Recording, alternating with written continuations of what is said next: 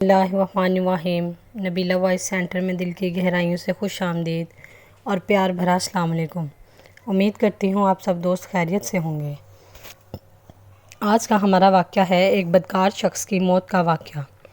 دنیا کا ہر شخص اپنے اندر ایک گہری روداد رکھتا ہے۔ ہر کسی کے ساتھ کوئی نہ کوئی کہانی جڑی ہوتی ہے۔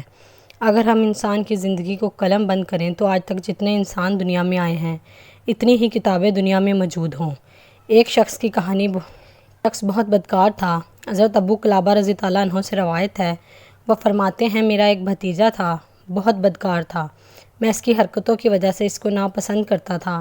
میں نے کبھی اسے ملنے کی خواہش نہیں کی۔ پھر ایک دن مجھے علم ہوا کہ وہ عجیب و غریب بیماری میں مبتلا ہے۔ مرض کی شدت بہت زیادہ ہے۔ میں نے سنا اور بس اس سے زیادہ اس کا احوال جاننے میں کوئی دلچسپی نہ لی۔ کافی عرصہ گزر گیا، اس کی مزید کوئی خبر نہ ملی۔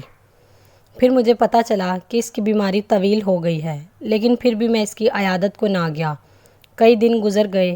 ایک دن ہوا یوں، میں کسی کام کی غرض سے بازار گیا، اس کا گھر قریب ہی تھا۔ مجھے اچانک اس کا خیال آ گیا، دل میں گمان ہوا آخر وہ ہے تو میرا بھتیجا، جیسا بھی ہے اس کا معاملہ بھی اللہ ہی کے سپرد ہے۔ مجھے سنت نبوی صلی اللہ علیہ وآلہ وسلم پر عمل پیرا ہونا چاہیے، مجھے اس کی عیادت کے لیے جانا چاہیے۔ یہ خیال آتے ہی میرے ذہن میں انہی قدموں کے ساتھ اس کے گھر کی طرف چل دیا۔ گھر پہنچا، وہ مجھے دیکھ کر بے حد غمگین ہو گیا اور مجھ سے مل کر آپ دیدہ ہو گیا۔ اس کی حالت بہت زیادہ خراب تھی۔ یہ دیکھ کر مجھے ترس آ گیا، لہٰذا میں وہی رات اس کے گھر رک گیا۔ رات گہری ہوتی جا رہی تھی، میں اس کے قریب بیٹھا تھا۔ اچانک میں نے عجیب و غریب منظر دیکھا۔ کیا دیکھتا ہوں کہ اچانک اس کے گھر کی چھت پر دو اجنبی آدمی نمودار ہوئے۔ رات کی تاریکی تھی اور پھر ان کے رنگ بے حد سیاہ تھے۔ سامنے آئے تو میں نے ان دونوں کے ہاتھوں میں ایک ایک کلہاڑی دیکھی۔ وہ کچھ بات چیت کر رہے تھے، مجھے سنائی نہیں دیا۔ پھر جب وہ اور قریب آئے تو مجھے ان کی آواز سنائی دینے لگی۔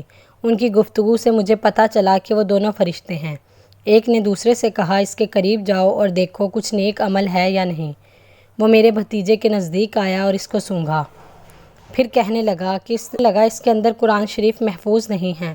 یہ سب کر میں خوف زدہ ہو کر ایک طرف کھڑا ہو گیا۔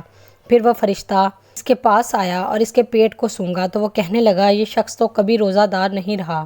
دوسرا فرشتہ قریب کھڑا یہ سب دیکھ رہا تھا۔ پھر وہ پہلے والا فرشتہ میرے بھتیجے کے پاؤں کی طرف بڑھا اور اس کے پیروں کو سونگھا۔ پہلے والا فرشتہ میرے بھتیجے کے پاؤں کی طرف بڑھا اور اس کے پیروں کو سونگھا تو وہ کہنے لگا کہ حیرت ہے کہ اس کے پیروں سے کھڑے ہو کر کبھی اس نے نماز نہیں پڑھی، نہ کبھی نماز کے واسطے مسجد کی طرف گیا ہے۔ جب اس فرشتے نے یہ سب کچھ بیان کر دیا تو دوسرا فرشتہ آگے بڑھا اور پہلے فرشتے کی طرح اس کے سر کو سونگھا، پھر پیٹ کو سونگھا، اس کے پیروں کو سونگھا تو کہنے لگا تعجب ہے، یہ شخص محمد صلی اللہ علیہ وآلہ وسلم کی امت میں سے ہے، محمدیہ کی صفت میں سے نہیں ہے، جو محمد صلی اللہ علیہ وآلہ وسلم کی امت کا خاصہ ہے۔ وہ دونوں کچھ پل تعجب سے کھڑے سوچتے رہے۔ پھر انہوں نے ایک بار پھر اس کے اعضاء کو دوبارہ دیکھا۔ ایک فرشتہ اس کے پاس آیا اور اس کے بعد اس نے اس کے منہ کو کھول کر اس کی زبان کو دبایا اور یکدم اس کی زبان سے سبحان اللہ نکلا اور اپنے ساتھی سے کہنے لگا یہ شخص تو جنتی ہے۔ اس نے ایک بار صدقے دل سے اللہ اکبر کہا ہے۔ تکبیر کی اس کی زبان سے خوشبو آتی ہے۔ بعد میں یہ دونوں فرشتے ایک طرف کھڑے ہو گئے۔ اتنے میں ملک الموت آئے اور میرے بھتیجے کی روح قبض کر لی۔ جب واپس جانے لگے تو ملک الموت نے ان دونوں فرشتوں سے کہا کہ اس کے ساتھ جانے کی تم کو اجازت نہیں۔